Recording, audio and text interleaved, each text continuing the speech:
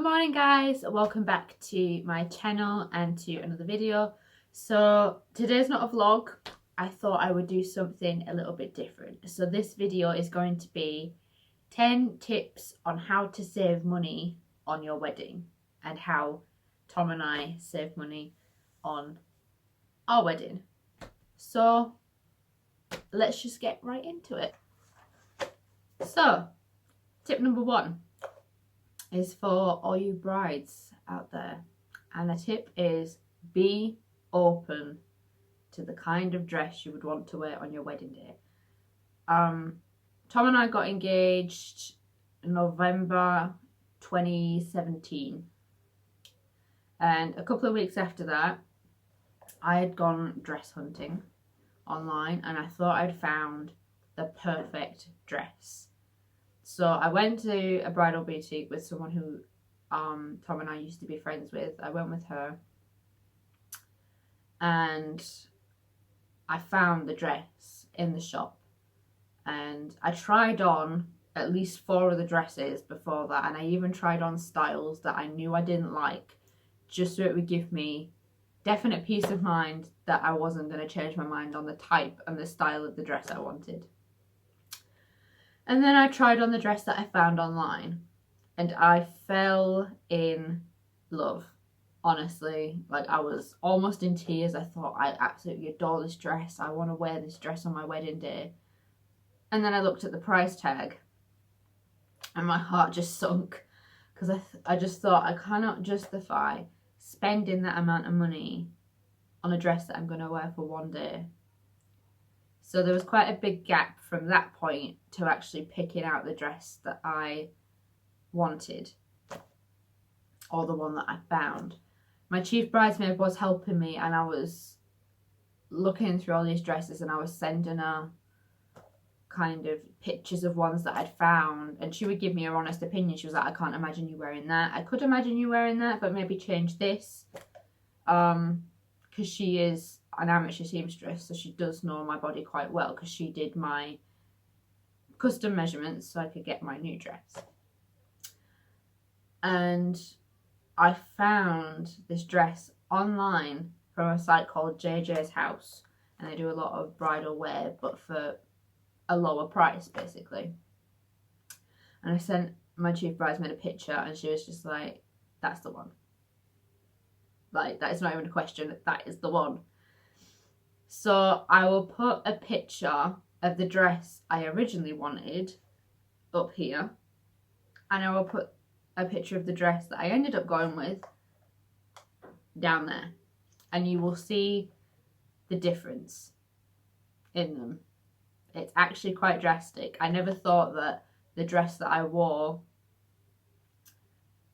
on my wedding day was actually something I would wear. I thought I would go for something completely different. So being open is probably one of the best ways that you can save money, especially on your dress. Because if you go for something that has maybe like a little bit less detail here, or it's not as intricate, sometimes you can save a fair bit of money. So that is my first tip for you brides out there. So tip number 2. If you have family members who are offering to do things for you, take it. I know it might seem like you're being cheeky, but most of the time family members will offer and ask if they can do anything. So at our reception we had a buffet. We didn't have a sit down meal or anything like that. And family, friends, Tom's parents, so many people came forward and said, I can make this. Would you like me to make this meal? Would you like me to do this, that? Tom's little sister made our wedding cake for us. It was amazing the amount of favours that were given to us basically. Tom's granddad actually offered to buy my dress for me because it wasn't that expensive. So if people offer things to you, because this is going to be one of the most important days of your life, and people will want to help, whether it's helping to decorate or helping to make food or helping you get ready on the morning of your wedding. It can be absolutely anything. So I would say, if people are offering to help, don't think that you're being cheeky by saying yes, or even asking family members if they can do something. Most of the time they will say yes, and that is one of the biggest ways that you can save money, because we didn't have to pay for a cake, we didn't have to pay for catering, and those are probably two of the biggest things that make the money just pile up and pile up and pile up, because it's all based on how many guests you're having, how many courses do they want. Whereas with a buffet, they can just go up and get things as and when. So that would be probably the biggest advice I could give, and probably the most important tip. Tip number 3. Try and avoid getting married on a weekend. And that sounds quite bad. It's like, oh, don't get married on a weekend. If you want to get married on a weekend, do it.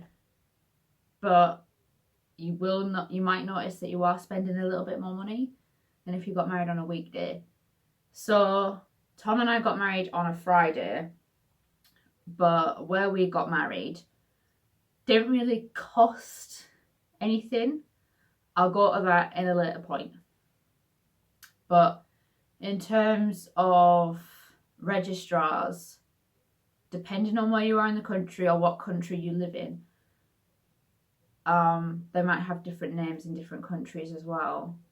But their price might be dependent on what day you get married. So Tom and I got married on a Friday, and we did notice that some of the costs were a little bit lower. So that is one thing I would say. If you're going to go with a venue that is day dependent, so their prices are higher on a weekend than they are during the week, just be careful of that, because sometimes they don't specify that. And I would say just be a little bit careful and ask those kind of questions, especially when you're looking for your wedding venue as well. Make sure that you ask if it will be more expensive to get married on a weekend rather than a weekday, because it does add up.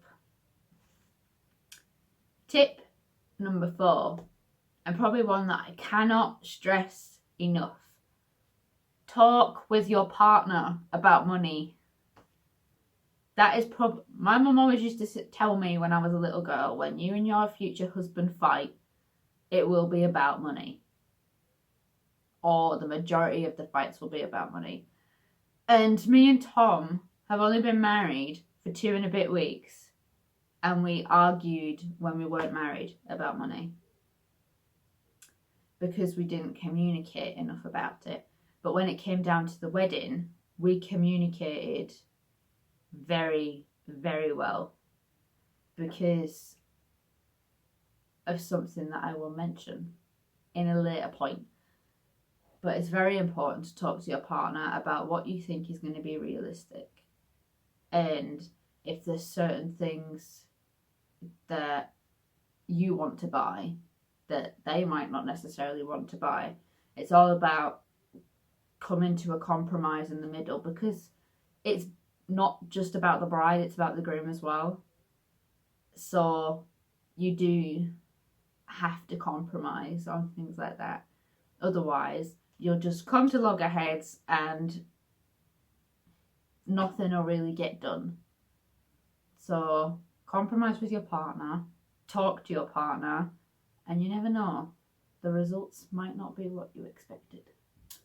Point number 5, try to find a venue that doesn't require you to hire out vendors. So some venues, I found it's the more expensive venues, because obviously they have to take into account how many people are coming to your wedding, how many people they're going to have to feed, how many drinks they're going to have to give out.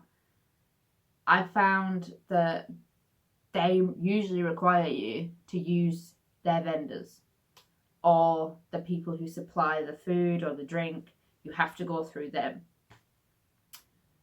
And that's what makes the cost add up, because you're probably hiring out the company through the venue. So the company will add a little bit of like VAT or something like that on top for you hiring out through them, if that makes sense. It's a very complicated process. Well, it's probably not that complicated, but I'm probably making it complicated by talking about it. So what Tom and I did was we got married. We had our ceremony in a Catholic church. A Catholic church takes donations. They don't charge you anything to get married in there. If we got married in a Church of England church, they would charge us £500. So that's £500 that we saved instantly by not going through a Church of England church. We went through a Catholic church. And then we had our reception at a village hall. And we didn't hire anybody out for food, which saved so much money. And to hire out the hall for the night before the wedding to set everything up, the whole day of the wedding, and the morning after the wedding to clear everything up, it cost £145, which is not a lot compared to what some people pay for some venues. So try and go to a cheaper venue. And then going back to the previous point, if you have family members that are going to make food for you, that will cut the cost down by a fair amount. Tip number 6, make your own decorations. And I know that sounds quite stressful, but if you have an artistic flair, use it. Especially if you find that through artwork you release stress, because that's even more reason to do it, because 1, you don't feel that stressed because by making your artwork you're releasing your stress, and 2, people will recognize it and they will compliment you on it. At our reception, we had so many people come up to Tom and I and say how impressed they were with our reception decorations, because we worked so well together. I made some of the signs, well, the vast majority of the signs, and I will put some pictures in the corners if I can find more than one. And Tom did the origami decorations that were across the table and on the ceiling. And again, I will put some pictures in either corner. The only sign that we didn't make was this one that was on our top table, and that was made by an Etsy shop called Natural Wedding Creations, and I will put a link to their shop in the description. They're called Alex. I'm so sorry, Alex, I couldn't tell if you were male or female, but they were so lovely, such nice, they were such a nice person, and they kept us updated through everything, and we honestly couldn't have been happy with that sign. And we have put it somewhere in the house, but we'll do that in a later video. Also, in the church, we had pictures lining the pews. I took the Corinthians verse, love is patient, love is kind, and I separated it into 8 sections and put each one of the sections on a piece of paper. I did it in nice cursive text. If I can find a picture again, I'll put it there. And they all lined the pews, which I thought was really, really cool. And then at the back of the church, I made a little confetti box. And again, picture. So yeah, we did get very crafty for this wedding, and it was a lot of fun. It was stressful at times because obviously we were on a time limit, but it was so much fun. So if you're thinking about making your own decorations, I would highly recommend it, because it brings you and your partner closer together, especially if you're doing it together. And it's a big bonding period as well, especially before you get married. It's good to have that time for bonding. So yeah, if you're thinking of doing it, definitely do it. Number 7. Ask people to bring their own booze if you're not using a bar or a vendor. Honestly, that is probably the best thing that we could have done. We bought a fair amount of booze and hardly any of it was drunk. And now we're left with the aftermath of it sat in our kitchen. But it did save a fair amount of money, because the alcohol was just there in front of everyone. They could just go up as and when they wanted to. No money involved, so there was no money of like getting your wallet out, paying for it, paying by card, things like that. Because a fair few people had travelled, especially my family, had travelled 300 odd miles, spent a massive amount in petrol money and hiring out like vehicles, getting hotels and things like that. It kind of feels like a bit of a kick in the teeth to say, oh, you've got to pay for your own drinks as well. So we just bought loads of booze, and we asked everyone very politely if they could bring maybe a bottle of something that they wanted to drink, because I don't think it'd be possible for us to cater for every single person in that room. And that's another point that I haven't mentioned in this list, but I will mention it now. You can't please everybody. You can please a majority of the people that are coming to your wedding, but there is always going to be at least one person that hasn't got the drink that they wanted, or there's no food there that they like. It's your day. You can try and cater for everyone, but it's your day, and you need to think about you and your partner as well. That was kind of like a double whammy. I thought I'd give 2 points there. Number 8. Buy second-hand stuff. Me and Tom, because we made the majority of our stuff, a vast majority of it wasn't second-hand. I don't think there was actually a thing we bought that was second-hand. But because we made the majority of the stuff, kind of made up for it. But that is probably one of the biggest tips I could give. If you see something that you really, really like, don't be put off by the fact that it's second-hand. Especially if it's in like charity shops and things like that. If you can see it being at your wedding and it's in a charity shop, go for it.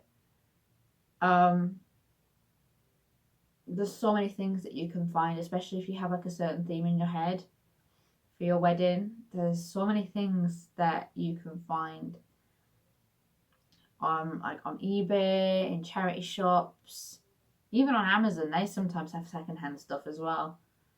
What we did as well is we went to shops like B&M and The Range, because they have kind of cheaper stuff there, and The Range actually has a wedding section, and it was we got a fair amount of stuff from there, so it was a really, really good wedding section, considering it was only quite small.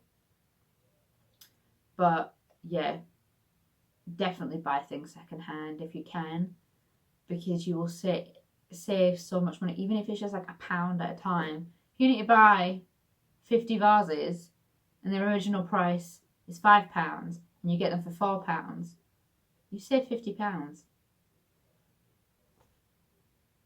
That's a fair amount of money, especially when you're planning a wedding. So wherever you can find a deal, take it. Number 9, be your own DJ. DJs cost a lot of money.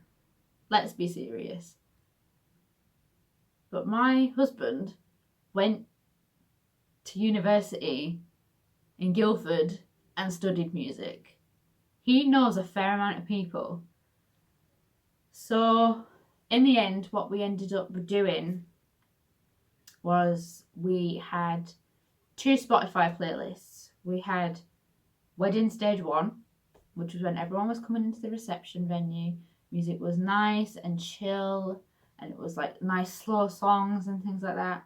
And then we had Wedding Stage 3, which was all the party songs and the disco songs and the songs that everyone knows and can get really drunk to and dance to. In between that, one of our good friends, Angus, we asked him if he could do some live music for us, because in our reception venue there was a stage, so it kind of fitted perfectly that we should have someone on it.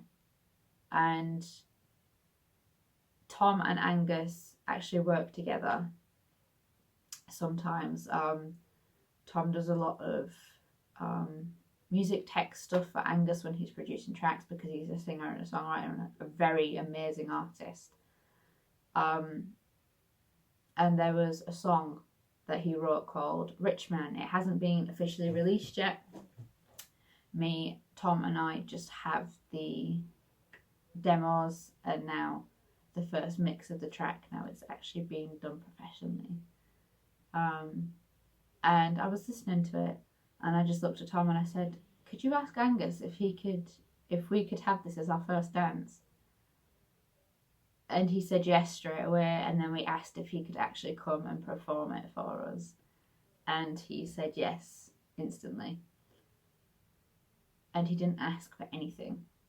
Again, calling in friends and family members for favours is a huge, huge help. To hire out a musician, especially a live musician now, would cost at least a couple of £100. And we got it for nothing. And last but not least, tip number 10. Set a realistic budget and compromise on that budget. So when me and Tom first got married, our original budget was £10,000. And looking back now, with everything that goes on in life, we never would have reached that amount. If you have that amount of money set aside for your wedding, by all means use it. But me and Tom don't have that kind of money. And we knew we wanted to get married. We knew from the very start that we wanted to get married. But we just didn't have that kind of money. And we went up north, me and my family, to see if there were any venues up there. And they wanted about £7,000. And we just couldn't afford that. We couldn't do it. So we compromised on different things. We ended up compromising on our venues, both ceremony and reception. We ended up compromising on food, on alcohol. We basically compromised on the whole thing, because that's what you have to do as a couple. You have to compromise and you have to come to a solution together. And we had a set amount that we would save every month while we were both bringing in a paycheck. And then at the end of May, I lost my job. And that was a huge setback, because we were 5 months away from getting married. We'd booked our date with the registrar and I just lost my job. Life gets in the way like that, and life can be horrible, especially when you're planning something as big as this. But do not let it get in the way. There will be so many other ways that you can plan your wedding and pay for it in a cost-effective way. And it's what you make of it as well. What you make of that journey leading up to your wedding and your wedding day. It's what you make it that makes it special. It's not the amount of money that you spend. It's what you make of the day and who you spend your wedding day with. So that was 10 tips on how to save money on your wedding day, and how Tom and I save money on planning our wedding. If you would like to see more content from me, I do daily vlogs usually, apart from this one. This one's a little bit different. And I do videos with my partner where I can.